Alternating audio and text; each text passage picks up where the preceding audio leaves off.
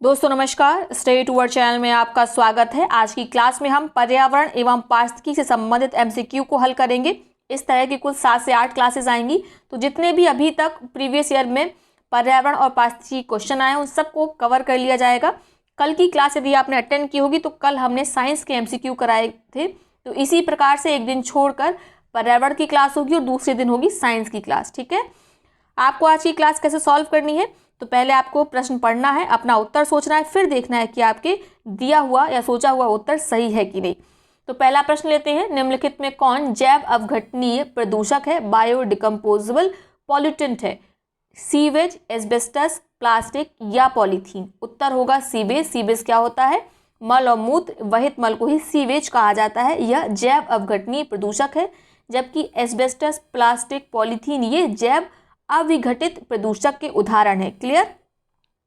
अगला प्रश्न देखते हैं, समताप मंडल में ओजोन के स्तर को प्राकृतिक रूप से विनियमित किया जाता है। समताप मंडल अर्थात स्ट्रेटोस्फीयर। ठीक है, इसमें ओजोन के स्तर को प्राकृतिक रूप से किसके द्वारा विनियमित किया जाता है? आपके विकल्प हैं nitrous oxide, nitrogen dioxide, CFC या जलवाष्प के द्वारा। उत्तर होगा नाइट्रोजन डाइऑक्साइड द्वारा स्ट्रेटोस्फीयर में समताप मंडल में ओजोन के स्तर को प्राकृतिक रूप से विनियमित किया जाता है। जबकि जो नाइट्रस ऑक्साइड है, सीएफसी है और जलवाष्प है, ये किसके लिए उत्तरदायी है? ओजोन मंडल के क्षरण के लिए। क्लियर हो गया? अगर हम मंडल की बात करें वायुमंडल में, तो सबसे ज़्यादा जो लेयर्स होती है, सबसे नीचे कौन सी लेयर होती है? ट्रोपोस्फियर होती है, जिसे हम कहते हैं क्षोभ मंडल। ठीक है, उसके बाद होती है आपकी समताप मंडल। इसकी ऊंचाई अगर हम बात करें तो 18 किलोमीटर से लेके ऊपर 50 किलोमीटर तक होती है आपकी समताप मंडल। इसी को बोला जाता है स्ट्रेटोस्फीयर। यहीं पर पाई जाती है 30 से 35 किलोमीटर के बीच में ओजोन लेयर। ठीक है, क्लियर हो गया? और इसके ऊपर कौन सी होती है? मेसोस्फीयर होती है। फिर आती है आयनोस्फीयर और उसके ऊपर होती है एक्सोस्फीयर। अगला प्रश्न है, निम्नलिखित में कहाँ पर एक संरक्षित कक्ष वनस्पति क्षेत्र है? आपको बताना है कक्ष वनस्पति क्षेत्र कहाँ पर है। आपके विकल्प हैं पूर्वी घाट, पश्चिमी घाट, गोवा या चंद्रताल। इसका उत्तर होगा गोवा। ठीक है, भारतीय वन अधिनियम 1927 के अंतर्गत गोवा का जो यह कक्ष वनस्पति क्षेत्र है यह एक संरक्षित क्षेत्र है। क्लियर? कक्ष वनस्पति होती क्या है? मैंग्रोव क्या होते हैं? समुद्र तटीय इलाकों में जहाँ पे समुद्री जल का भराव हो जाता है वहाँ पर वन उगाते हैं। ठीक है, सॉल्टी वाटर में ये वन उगते हैं और यही होते हैं मैंग्रोव। ये एक कड़ी का काम करते हैं तट और समुद्र के बीच में। ठीक है, साथ में तट की रक्षा करते हैं और जो इनके सीमावर्ती क्षेत्र में बस्तियां होती हैं उनकी रक्षा करते हैं समुद्री तटों से। ठीक है, अगला मोस्ट इंपॉर्टेंट प्रश्न है, Indian institute of ecology and environment अवस्थित है। तो यह अवस्थित है कहाँ पर? नई दिल्ली में, मुंबई में, कोलकाता में या तिरुवनंतपुरम में? अगर आपने अपना उत्तर सोच लिया हो तो बता दें, इसका आंसर होगा नई दिल्ली में। ठीक है, Indian institute of ecology and environment अवस्थित है नई दिल्ली में। इसकी स्थापना हुई थी 1980 में। मोस्ट इंपॉर्टेंट, इसको बिल्कुल रट लीजिए। निम्न मानकों में से हरिकेन द्वारा क्षति के मापन के लिए किसका उपयोग किया जाता है? साफिर सिम्पसन मापक का, मार्कली मापक का, फुजीटा मापक का या रिचर मापक का? मापक मतलब स्केल। तो हरिकेन द्वारा क्षति के मापन के लिए कौन सी स्केल प्रयोग की जाती है? तो उसका नाम है साफिर सिम्पसन स्केल। ठीक है, फुजीटा स्केल किस लिए प्रयोग की जाती है? टोर्नेडो की तीव्रता और इससे होने वाली क्षति को मापता है फुजीटा स्केल। ठीक है, मार्केली और रिचर ये दोनों किसको मापते हैं? भूकंप की तीव्रता को। क्लियर? अगला प्रश्न है, निम्नलिखित में कौन एक वैश्विक ऊष्मन ग्लोबल वार्मिंग के लिए उत्तरदायी नहीं है? मीथेन, जलवाष्प, आर्गन, कार्बन डाइऑक्साइड? उत्तर होगा आर्गन, सी। ठीक है, ग्लोबल वार्मिंग के लिए आर्गन रिस्पॉन्सिबल नहीं है, उत्तरदायी नहीं है, जबकि मीथेन, जलवाष्प, कार्बन डाइऑक्साइड ये सब रिस्पॉन्सिबल हैं ग्लोबल वार्मिंग के लिए। सबसे ज़्यादा जलवाष्प रिस्पॉन्सिबल होती है। ठीक है, अगला प्रश्न है, पृथ्वी सम्मेलन +5 आयोजित हुआ था। तो इसका आयोजन कब हुआ था? 2005 में, 2000 में, 1999 में या 1997 में? तो पृथ्वी सम्मेलन +5 का आयोजन हुआ था 1997 में।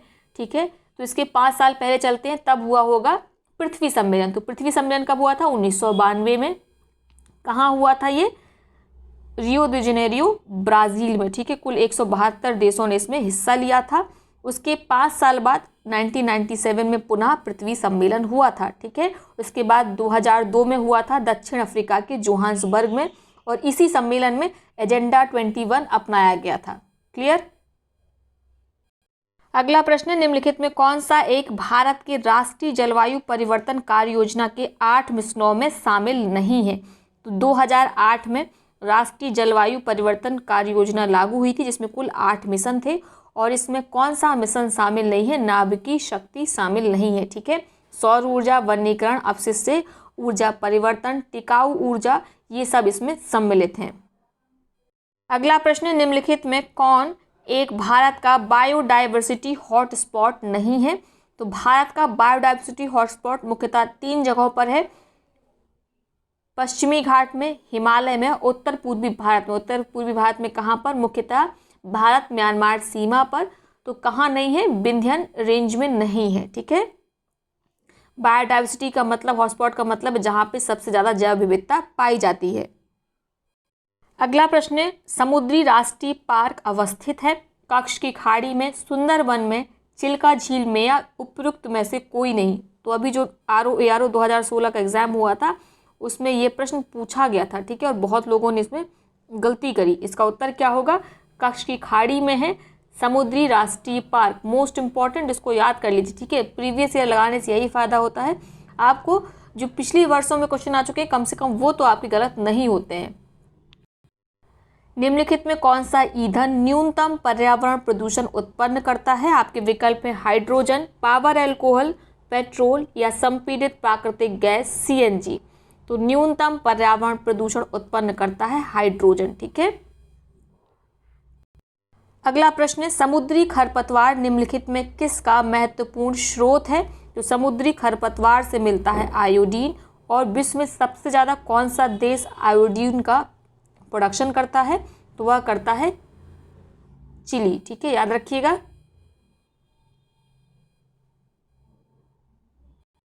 अगला प्रश्न है, भारतीय वनस्पति शोध संस्थान अवस्थित है नेशनल बोटेनिकल रिसर्च इंस्टीट्यूट। ठीक है, कानपुर में, धामपुर में, रामपुर में, या लखनऊ में?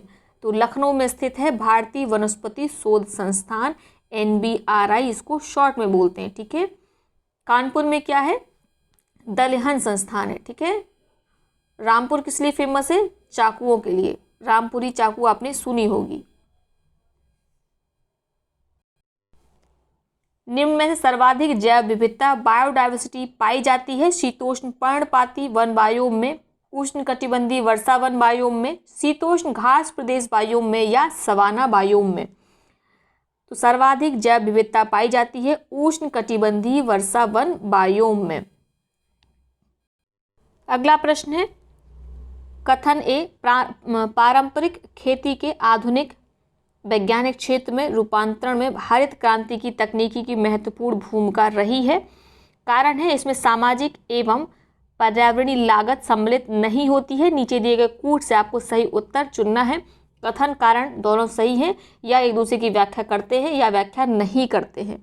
तो पहला आपका कथन क्या कह रहा है? पारंपरिक खेती के आधुनिक वैज्ञानिक खेती में रूपांतरण में हरित क्रांति की तकनीक की महत्वपूर्ण भूमिका रही है। तो बिल्कुल सही है, क्योंकि इसमें सामाजिक एवं पर्यावरणीय लागत सम्मिलित नहीं होती है। तो सामाजिक और पर्यावरणीय लागत सम्मिलित होती है। ठीक है, पर्यावरण वैज्ञानिक खेती से अफेक्ट होता है। तो आपका आर गलत हो गया, ए सही है। तो इस हिसाब से आपका विकल्प सही होगा सी।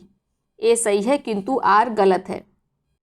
अगला मोस्ट इंपॉर्टेंट प्रश्न है, निम्न में से किसने सर्वप्रथम गहन पारिस्थितिकी डीप इकोलॉजी शब्द का प्रयोग किया? E.P. ओडम ने, सी रैनकियन ने, F.E. क्लीमेंट्स ने, या अर्नीज नेस ने? तो डीप इकोलॉजी शब्द का प्रयोग सबसे पहले किया गया अर्नीज नेस के द्वारा। मोस्ट इंपॉर्टेंट, याद कर लीजिए इसको। अगला प्रश्न है, अंतर्राष्ट्रीय टाइगर दिवस मनाया जाता है 24 जुलाई को, 29 जुलाई को, 20 जुलाई को या 25 जुलाई को। तो अंतर्राष्ट्रीय टाइगर दिवस, इंटरनेशनल टाइगर डे ऑब्जर्व मनाया जाता है 29 जुलाई को। ठीक है। 2010 में सेंट पीटर्सबर्ग रूस में कुल 13 देशों की मीटिंग हुई थी। ये 13 देश वही हैं जहाँ पर टाइगर रहते हैं। ठीक है। इसमें भारत भी शामिल है और निर्णय लिया गया कि हर 29 जुलाई को, प्रत्येक वर्ष 29 जुलाई को अंतर्राष्ट्रीय टाइगर दिवस मनाया जाएगा। साथ में ये एक प्रण लिया गया कि 2022 तक टाइगर का जो नंबर है इन 13 देशों में डबल कर दिया जाएगा। और भारत ने 4 वर्ष पहले ही इस लक्ष्य को पूरा कर लिया, यानी 2018 में इस लक्ष्य को भारत ने पूरा कर लिया है। ठीक है। हाल में ही जो रिपोर्ट आई थी 2018 की, उसमें आपने देखा होगा। अगला प्रश्न है, निम्नलिखित में किसने सर्वप्रथम बायोडायवर्सिटी, जैव विविधता शब्द का प्रयोग किया था? CJ Barrow, D Castri, Walters G Rosen, DR Bettis ने। तो सबसे पहले बायोडायवर्सिटी शब्द का प्रयोग, जैव विविधता शब्द का प्रयोग किया गया था वॉल्टर C रोजेन के द्वारा। 1985 में इन्होंने बायोडायवर्सिटी शब्द को प्रतिपादित किया था, याद रखना है।